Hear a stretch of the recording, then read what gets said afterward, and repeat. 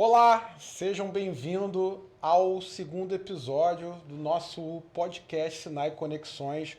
Hoje, ao vivo, ao vivaço aqui, nós vamos falar sobre imposto de renda, um tema que vem sendo pedido pelos nossos clientes, nossos proprietários de imóveis, principalmente da nosso setor de locação. E eu estou aqui com ela, a contadora que trabalha com a gente lá na Sinai. Ela vai se apresentar aqui, pode falar. Olá, boa noite. Bom, meu nome é Monique, já atendo muitos clientes lá da Sinai, na parte de consultoria tributária, imposto de renda e atendo diversos proprietários também na questão de ganho de capital e consultoria no geral. E também sou sócia na Renta Contabilidade, um escritório que a gente tem para servir de apoio também para a parte tributária da Sinai. Legal, legal. Gente, para começar aqui, a gente vai deixar ao vivo rolando, que se tiver de perguntas, vocês podem colocar aí que a gente vai já responder. Nós temos algumas já perguntas que a nossa equipe trouxe, então a gente já vai deixar as perguntas aqui prévias que nossos clientes fizeram, mas se vocês tiverem outras perguntas, podem colocar aqui embaixo que a gente vai estar vendo essas perguntas e respondendo, tá? Então, assim, para a gente falar de imposto de renda, a gente começa numa situação que os proprietários têm um maior problema, que é entender essa questão de carnê-leão. Né? O que é carnê-leão? Como é que é esse funcionamento para o imposto? Ele tem que pagar carnê-leão? Ele tem que recolher esse imposto? Como é que funciona essa questão do imposto de renda? O carnê-leão hoje é o DARF, né, que a gente fala, o código 0190. A gente normalmente recolhe quando há incidência de imposto na base de aluguel.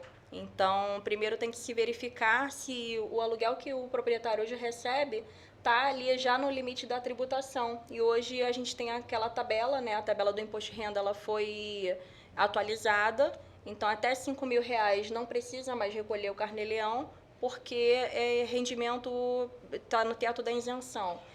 Porque a grande dúvida é o seguinte, ele às vezes recebe aluguéis diferente, ele recebe de direto, às vezes ele recebe uma imobiliária com outra imobiliária, então ele tem recebimentos de aluguéis em várias localidades, né? E aí ele tem um rendimento dele. Às vezes a dúvida que o proprietário tem é, pô, como é que eu faço nesse caso? Como é que esse carnê-leão eu preciso pagar? Até para entender o que é o carnê-leão. O carnê-leão, na verdade, é uma forma parcelada de adiantar esses impostos para o governo. Né? O carnê-leão é um imposto de renda, né? Ele incide ali sobre o valor dos aluguéis, também outros rendimentos, como rendimento de trabalho de prestação de serviço. Mas falando aqui na parte do aluguel, ele teria que aglutinar, né, fazer a soma de todos os rendimentos dele, no caso, fazer a soma dos aluguéis, de todos os aluguéis que ele tem, independente se aluga diretamente com o locatário, se tem uma administradora ali intermediando, ele precisa fazer a soma daqueles valores e, a partir desse valor, fazer a aplicação ali de acordo com o que está na tabela do imposto de renda. Entendi. Hoje, atualmente, o limite que ele tem para esse ano até que valor que ele vai recolher o carnê-leão. Então, até valor ele não recolhe, porque está um limite de isenção. E qual o valor que ele recolheria? Como é que funcionaria isso foi agora? Foi sancionado agora para 2026, que até R$ 5.000 não teria incidência, né, mais de imposto de renda. Então, até R$ 5.000 permanece a isenção de carnê-leão, de imposto de renda sobre esses rendimentos. Não só rendimento, né, de aluguéis, mas rendimento também de trabalho, outros tipos de rendimento. Aí acontece muito disso, né? Ele recebe o INSS, que é 5 mil, e recebe 5 mil de aluguel. Teoricamente, ele não conseguiria recolher o carnê-leão sobre 5 mil do aluguel e o imposto de renda incidiria na fonte do pagamento dele lá normalmente, né? Nesse caso, o proprietário ele teria que fazer na declaração de ajuste, levando esses aluguéis na declaração de ajuste e ver ali o que ele deveria recolher. Mas a incidência do imposto, ela precisa ser checada com a tabela vigente. Então, hoje, a tabela que nós temos atualizada é até R$ 5.000 não teria incidência de imposto. O mínimo que a gente faz para recolher o imposto é R$ 10. Então, se ali na aplicação da tabela você fez o valor, chegou a R$ 9, você não vai conseguir gerar um DARF porque hoje ainda existe, né, a questão de recolher no mínimo R$ 10. Agora, falando sobre tributação e falando sobre imposto de renda. Hoje, né, a gente vai iniciar agora o imposto de renda desse ano. Esse ano vai rolar o imposto de renda, ele é referente ao... O imposto de renda é referente ao ano calendário 2025, né, desse ano. Então, ainda vai estar valendo o que foi a tabela do ano passado. Então, os rendimentos acima, eu não lembro mais ou menos do valor. Ano passado era 2.100 e pouquinho, então vale a tabela do ano passado. Para esse ano, rendimentos a partir de 2026, que é a tabela vigente, que é R$5.000. Exatamente. Para o pessoal não confundir, porque existe essa confusão, né, da vigência que é para trás. Então, isso é importante. No caso, essa isenção, ela seria para o ano calendário, para declaração de imposto de renda do ano que vem. Exatamente. Isso é importante para o pessoal entender essa questão em relação a imposto de renda, né? A gente também tem alguns casos que são os casos de clientes que tem uma retenção na fonte. Pagamento. O que é retenção na fonte? É aquele pagamento no qual já sai para ele o líquido e já faz uma retenção pela fonte pagadora, né? E aí o pessoal pergunta muito, quando é que isso acontece? Isso geralmente é para proprietários de imóveis comerciais, né? Então eu queria entender, você que é proprietário de imóvel comercial, como é que acontece essa questão e como é que se procede nessa questão, né? Essa obrigatoriedade de retenção do imposto de renda na fonte, ela ocorre somente quando você aluga para uma pessoa jurídica. Então, lá no contrato... O locatário, o inquilino. Isso, quando o locatário é uma pessoa jurídica. Então, e o proprietário tem que ser uma pessoa física. Isso, exatamente. O proprietário tem que ser pessoa física e o locatário tem que ser pessoa jurídica. É importante a gente falar aqui, né, que isso tem que ser analisado lá no momento do contrato de locação. Porque a gente, é comum, né, às vezes, o dono da empresa fazer o contrato de locação no nome dele. Mas quem se estabeleceu naquele comércio ali foi a empresa. Então, assim, é preciso fazer um aditamento desse contrato, né, trocar para pessoa jurídica, né, após a empresa se estabelecer naquele local, ou então, se a empresa já existe, né, fazer a locação no nome, né, no CNPJ da pessoa jurídica, e para ocorrer a obrigatoriedade dessa retenção. Então, essa retenção ela ocorre quando o proprietário aluga para uma pessoa jurídica. E o responsável pelo recolhimento desse imposto que foi retido ali na fonte é do locatário, então é da pessoa jurídica, da empresa. E ela precisa, além de fazer o recolhimento, ela precisa informar para a Receita Federal que ela deduziu do aluguel essas retenções para não cair na malha fina a declaração do proprietário, que é o que a gente vê comumente, né? Porque a empresa ela tem uma declaração acessória, que é a DIRF, né? A DIRF foi extinta. Foi extinta, porque agora está mensalmente, Isso. né? Antigamente era a DIRF. E ela tem que colocar isso no imposto de renda dela, que ela pagou aquele aluguel com aquela retenção, que quando o proprietário faz o imposto de renda dele no ano seguinte, aquilo vem já contabilizado dentro do imposto de renda dele. Exatamente. Para quando o proprietário for fazer a declaração de imposto de renda dele, vai fazer o cruzamento de dados com que o locatário informou que reteve na fonte, com a declaração do proprietário que vai se deduzir, né, do que já foi retido. Então, para o cliente, para o proprietário de imóvel, você que tem um imóvel comercial e você tem ali um rendimento comercial aí, né, acima de 5 mil, porque a tabela atual é acima de 5 mil, você já pode começar a ter uma retenção que precisa ser calculada, né, ideal que a imobiliária veja ou o seu contador. E aí o cliente vai ter que dar o desconto no aluguel para que o inquilino recolha na fonte, né, diretamente esse imposto que vai vir para ele no próximo ano com sua declaração de rendimentos. Eu entendo que isso não é só uma tarefa da administradora, mas tem que entrar ali em conjunto com o contador dessa empresa, né, o contador da locatária, né, da empresa que alugou o imóvel ali do proprietário.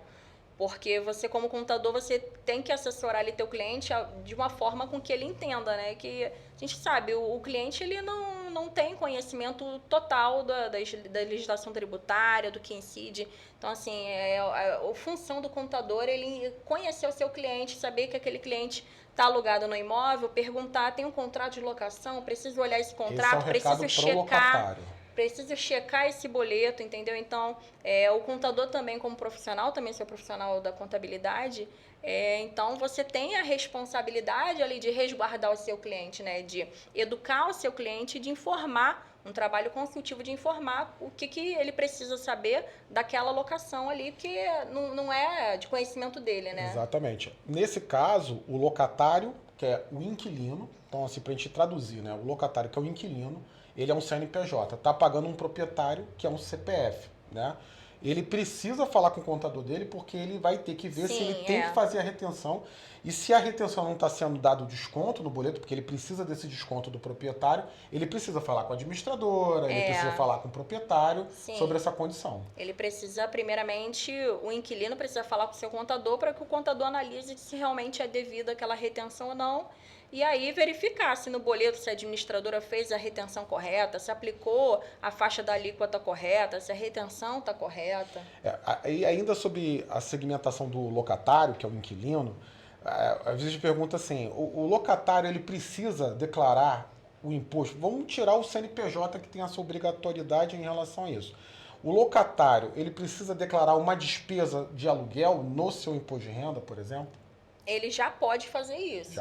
Não é um campo obrigatório. Eu consigo enviar minha declaração sem informar o quanto de aluguel eu paguei. Mas já existe esse campo, que é um intuito mesmo da Receita Federal fazer ali um cruzamento de dados com aqueles proprietários que têm imóveis alugados que não são intermediados por uma administradora, por exemplo. Porque a gente, como administradora, a gente manda de MOB, que é uma declaração que eu informo quanto o proprietário recebeu, né, de rendimento de aluguel e quanto reteve, quanto a gente também deduziu de taxa de administração. Entendi. Aí uma das perguntas, eu já trouxe nessa live já as perguntas direto, para a gente poder ir já tirando as dúvidas, porque aí o pessoal já vai tirando dúvida, que é o ideal. Tem uma dúvida que é muito comum, é a questão do espólio. O que é o espólio, né? A pessoa vem a falecer e aí os bens dessa pessoa ficam em nome do espólio, que é, no caso, a denominação jurídica dessa massa de bens, que fica numa curadoria do inventariante, que é o representante dessa massa de bens, desse espólio. E aí fica a questão da dúvida em relação ao imposto de renda, porque nós temos o imposto de renda que ainda está no CPF do falecido, que aí o pessoal chama de cujo, mas vamos falar de falecido para o pessoal entender bem. Então fica ali até haver exatamente a sucessão, ou seja, a transmissão desse bem para os herdeiros. E aí como é que fica essa questão de imposto de renda? O imposto de renda ele é no nome já dos herdeiros, ele é no nome do inventariante, que é o representante desse decúgio do falecido, ou ele é o imposto de renda que é feito em... Como é que funciona isso? Até onde vai esse imposto de renda em nome do falecido? Vamos explicar um pouco para o público essa situação. Então, o que é que acontece? Quando a pessoa falece, ela deixa bens, precisa fazer a abertura do inventário, né? E aí tem que buscar um advogado, buscar defensoria, enfim, os meios que você achar necessário para você. Então, fez a abertura do inventário, a partir daquele momento, a gente faz a declaração de abertura, que é a declaração de imposto de renda comum. Abertura do espólio, que a gente chama. Isso, exatamente. E aí, todos aqueles rendimentos, todos os bens, vai continuar sendo declarado no nome do espólio. Que é o falecido. Isso, até a finalização do inventário. Finalizou o inventário, aí quando a gente faz a redistribuição daqueles bens para a declaração dos herdeiros, e até esse momento tem que fazer todo ano a declaração do espólio, como se fosse uma declaração normal, informando os rendimentos e etc. E para a Receita Federal, né, para a declaração final de espólio, eles consideram a data da escritura, né, que é a finalização ali do inventário. A escritura. Tem inventário que é feito por escritura de partilha, que é feito no cartório, quando é feito extrajudicialmente. Sim. E temos ou a também... data do trânsito julgado, caso seja um inventário judicial. Exatamente, porque tem um formal de partilha homologado pelo juiz, aí aquela data é a data final. A partir dali, é importante entender que ele vai ter que fazer já a declaração em nome dos herdeiros, na proporção de cada um. Exatamente. Aí, vamos supor aqui um exemplo. O inventário finalizou agora em dezembro do ano passado, por exemplo. Se finalizou até dezembro do ano passado, né, a declaração desse ano agora, de 2026, você faria final de espólio, que é encerrando os rendimentos daquele espólio e distribuindo os bens para os herdeiros, na proporção dali do que foi feito na escritura.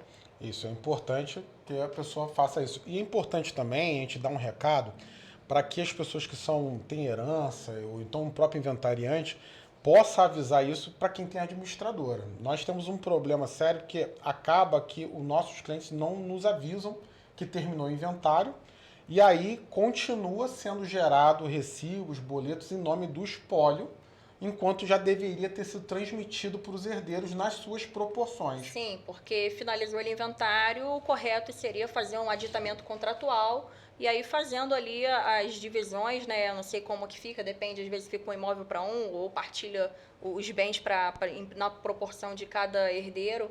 Então, isso vai fazer cruzamento de dado com a Admob, que vai fazer a tua declaração cair numa malha fina.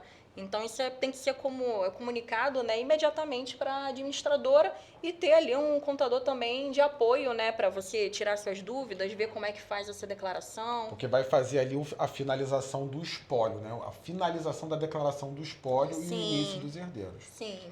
Agora, uma pergunta que é muito comum também, isso vem lá da administradora, quando o proprietário chega, ele fala muito assim, olha, o imóvel é meu, está no meu nome, eu vou alugar esse imóvel no meu nome, mas eu vou deixar o aluguel para ser pago na conta do meu filho.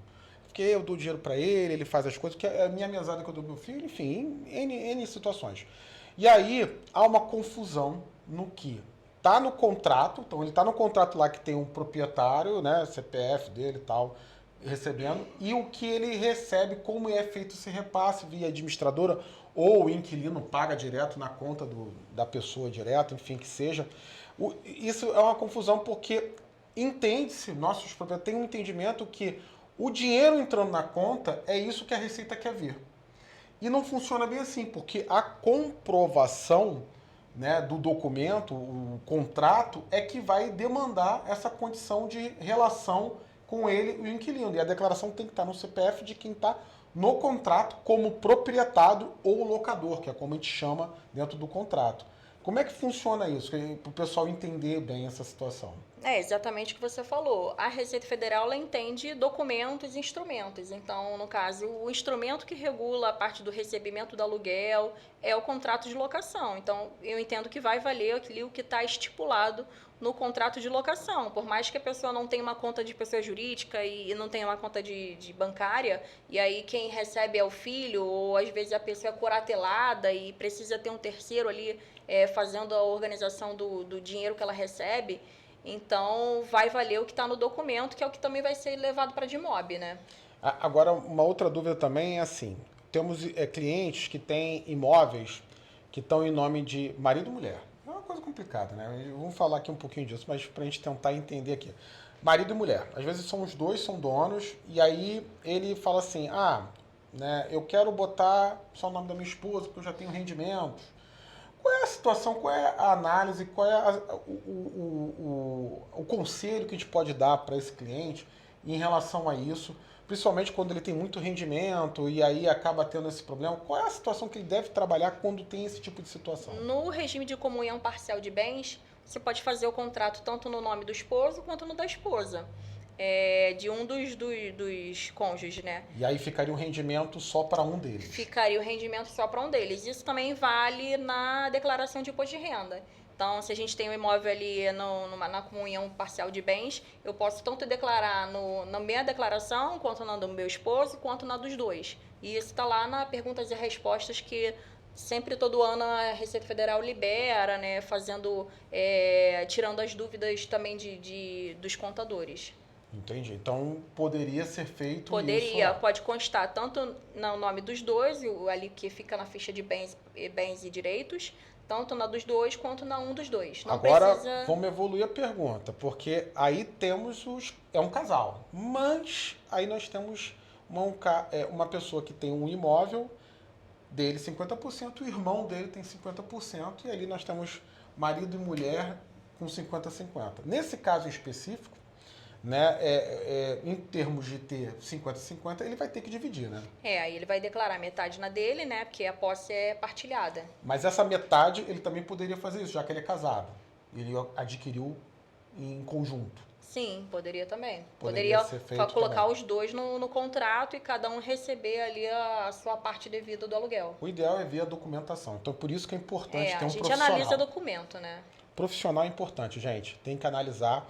Contador é muito importante. Eu sei que tem muita gente que faz de forma com um amigo do trabalho, com aquele, né, aquele cara que tem mais conhecimento, o pai, o irmão, mas não é um contador e não tem essa expertise, né? Então, assim, isso acontece de bater muito na sua mão com problema de malha fina, né? O que acontece é que as declarações caem na malha fina e aí, às vezes, a pessoa simplesmente transmite a declaração, não faz um acompanhamento ali até a finalização da declaração, porque ela fica, às vezes, algumas horas ali em processamento. E a pessoa simplesmente transmitiu, te mandou o recibo, foi embora e você pagou ela e nunca mais você vê. E aí é surpreendido com uma notificação, uma intimação que pode te gerar realmente problemas. E já acontece, é muito recorrente isso de aparecer lá para mim.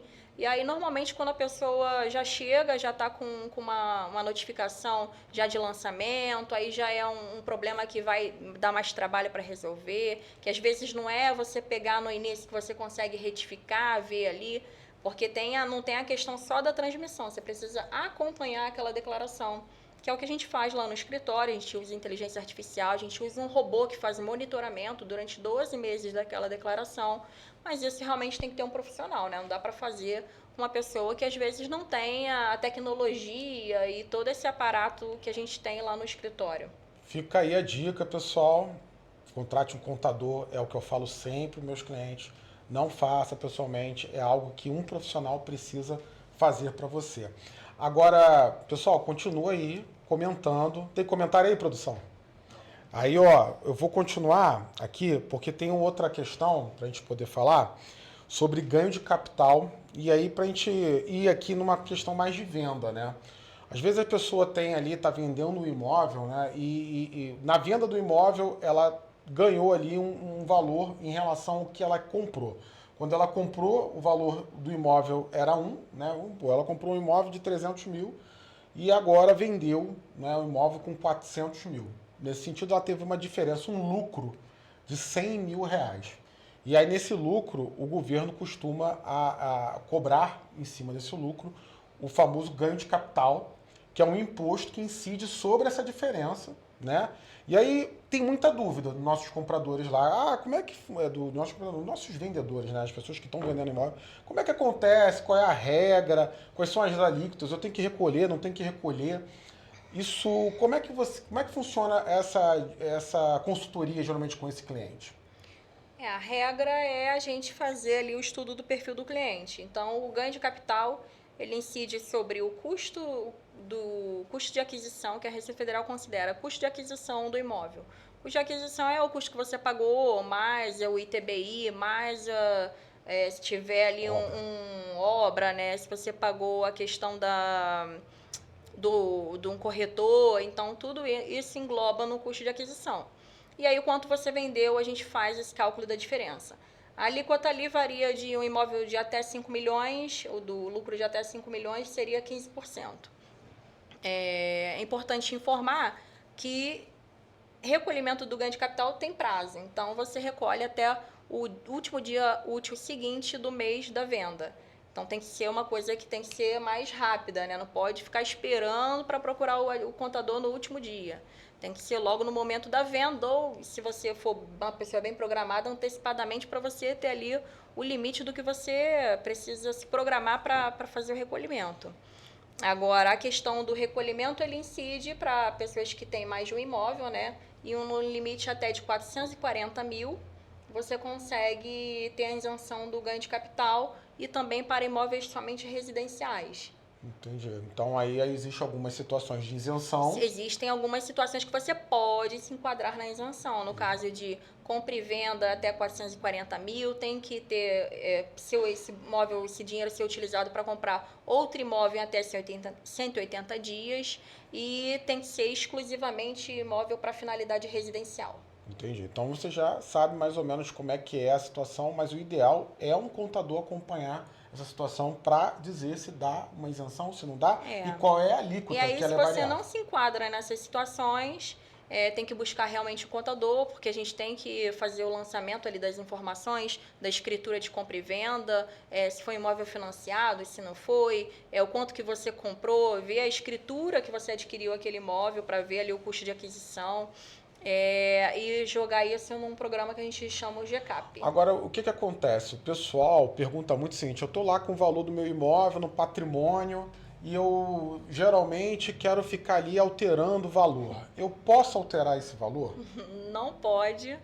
Isso acontece muito, já recebi diversas perguntas sobre isso. Não existe base legal hoje para você atualizar o imóvel a valor de mercado. Isso é uma lenda, as pessoas acreditam nisso, não sei se foi veiculado em algum momento nas mídias, né, nos jornais, mas isso nunca foi possível. A Receita Federal ela considera o custo histórico do imóvel, é o custo de aquisição.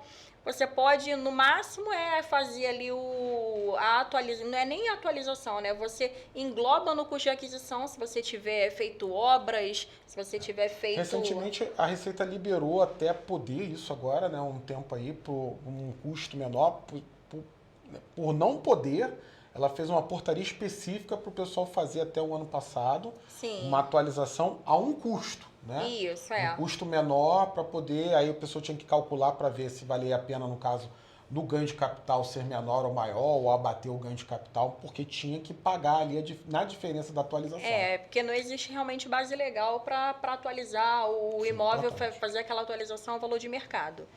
E o que você pode fazer é incorporar nele o valor que você investiu de obra, de reparo, mas isso tudo tem que ter nota fiscal também e você precisa guardar, porque caso você seja autuado, você tem ali a comprovação do que compôs, né, aquele valor que foi englobado no custo de aquisição.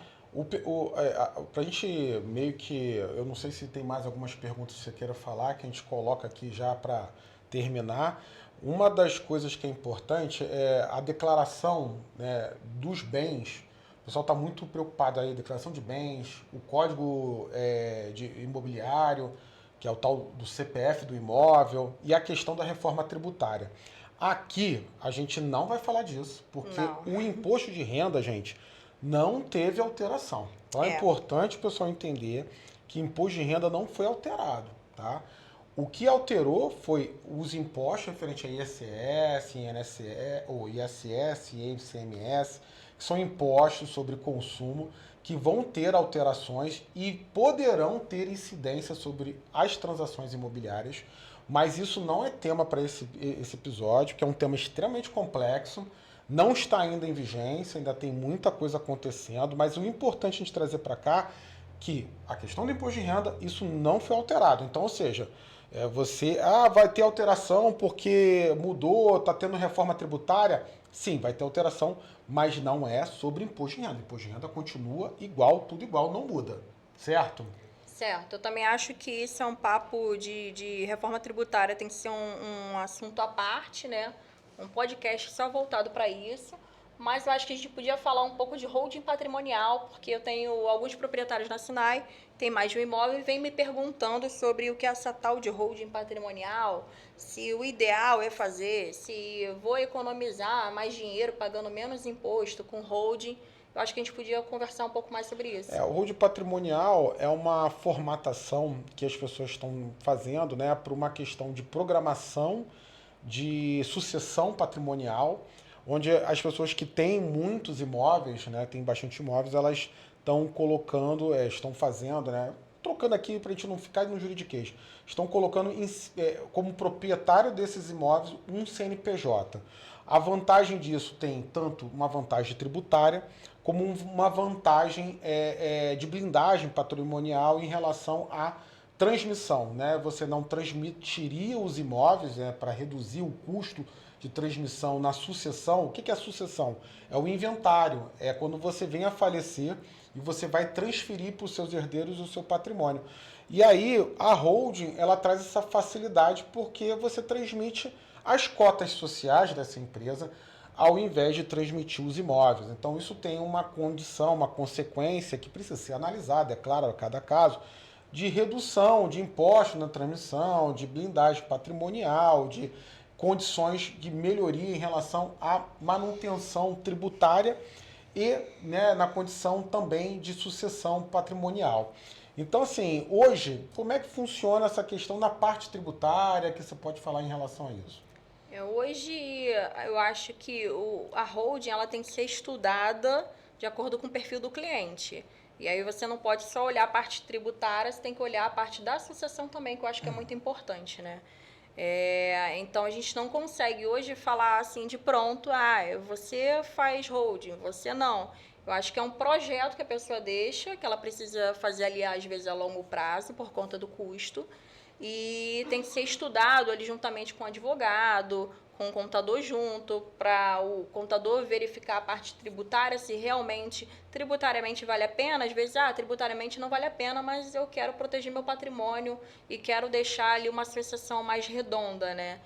Aí vale a pena. Acho que tem que ser uma conversa ali com o cliente para entender em que perfil ele está, né? Em que momento ele está da vida dele. Se ele quer economizar um imposto e tributação ou se ele quer realmente fazer a parte da associação, ou às vezes ele tem o ganho dos dois lados. Tem o ganho tanto tributário quanto o ganho da associação. É importante frisar que isso tem que ser analisado mesmo, porque os imóveis eles vão ter que ser integrados ao CNPJ, então tem um custo de integração, né? E aí precisa ser analisado como é que vai ficar essa condição. Até para deixar ali o contrato, né, que vai ter um contrato social, deixar ali o contrato social bem alinhado, de forma também que o proprietário consiga se proteger, né, proteger o patrimônio dele para quando, no momento do falecimento dele, ele ter ali a parte do patrimônio dele protegida até o momento da sucessão mesmo, que é para que ela ocorra de forma mais fluida, né? Em questão de tributação, depende muito de quanto ele recebe anualmente, depende de quanto que esse patrimônio hoje vale, então é uma questão ali que tem que ser analisada com documentos, com calma. A gente utiliza lá uma plataforma, né, que ela faz essa parte dessa comparação, né? Eu tenho esse perfil de cliente, será que vale a pena jogar para uma holding? Aí o nosso sistema ele traz isso para mim, na holding você economizaria tanto de imposto de renda, por exemplo, mas tem o custo também do imposto de transmissão, que também não pode ser deixado de lado, que aí depende de cada prefeitura, né? Tem que analisar também, uma coisa que tem que analisar com calma, que é se vai incidir ou não o imposto. Entendi. Olha, estamos chegando para o final. Eu acho que eu já meio que todas as minhas dúvidas eu saneei. Não sei se você tem mais alguma dúvida para trazer para o pessoal. O pessoal que quiser depois falar com a gente, fala com a gente aí, comenta. A gente tem bastante informação, às vezes tem casos diferentes. Vou deixar aqui também o contato para vocês falarem com a gente para trazer o seu imóvel ou falar com a nossa contadora caso precise de um imposto de renda, caso precise de uma consultoria especializada na questão do imposto de renda, na questão de entender um pouco melhor. A gente tem lá, estamos sempre direto atendendo esse tipo de demanda. Então, você que está precisando agora disso, ou tem alguém conhecido que precise, a gente vai deixar essa live nos nossos canais, nós depois vamos passar aqui para você compartilhar com os seus, né, compartilhar com as pessoas que precisam, com o seu amigo, com o seu pai, com sua mãe. Então, se você achou que foi valioso para você, se foi legal, vocês, por favor, compartilhem. A gente vai deixar aqui depois para compartilhar. Falem com o pessoal. Se tiver dúvida, a gente vai estar disponível. Pode falar com a nossa equipe. A contadora nossa, a Monique, vai estar disponível para tirar essas dúvidas, para fazer o teu imposto de renda, lembrando que começa agora e tem um limite aí até quando? Na verdade, iniciou dia 23, né, de março, foi liberado o programa e vai até 31 de maio. Não, 31... desculpa, 29 de maio, que é o último dia útil de maio. Então, 29 de maio, meia-noite, não deixem para o final, porque nenhum contador faz. Então, assim, tem que correr para fazer. Já começa a separar a documentação, porque é muita coisa às vezes, então começa a separar.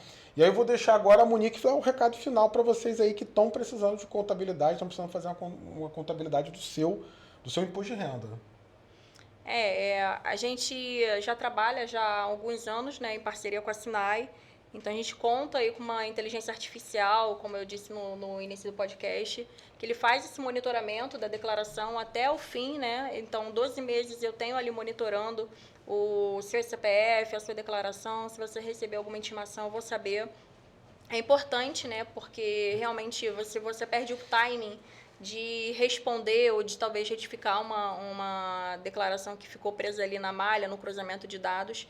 Você realmente pode acabar te acarretando problemas, né, com a Receita Federal, e é custoso, né? É custoso até para você pagar, às vezes, um contador, que às vezes chega na gente já está com um problema muito mais avançado, já tem notificação, já é um processo de impugnação.